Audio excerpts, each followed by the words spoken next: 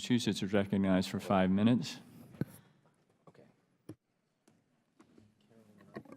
Thank you very much, Mr. Chairman. This has been a very interesting hearing.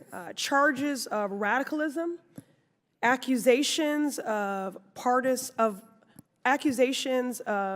motives of partisanship, but never a peep or outrage about partisan gerrymandering, which has benefited your party for decades.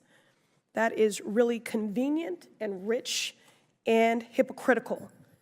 H.R. 1 has been described as a wish list by the Democrats. Well, you've got us there. A wish list for an inclusive, expanded democracy and electorate. Characterizations of H.R. 1 is a power grab.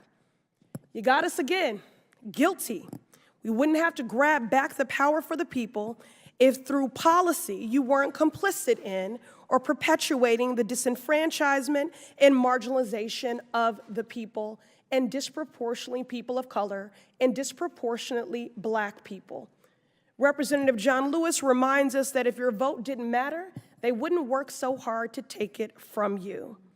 This is the House of Representatives.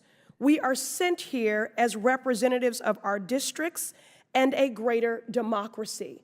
And at the core of democracy and the root word of demos is to engage more voices, and to empower them in this democracy.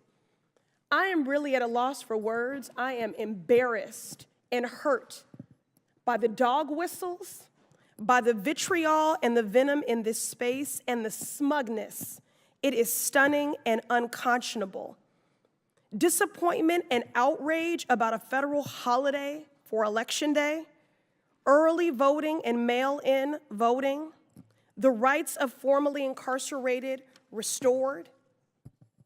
According to the Sentencing Project, 6.1 million Americans have lost their right to vote due to felony disenfranchisement laws that disproportionately impact communities of color. Ms. Flynn, the United States ranks 26 among the lowest of all established democracies around the world in voter turnout.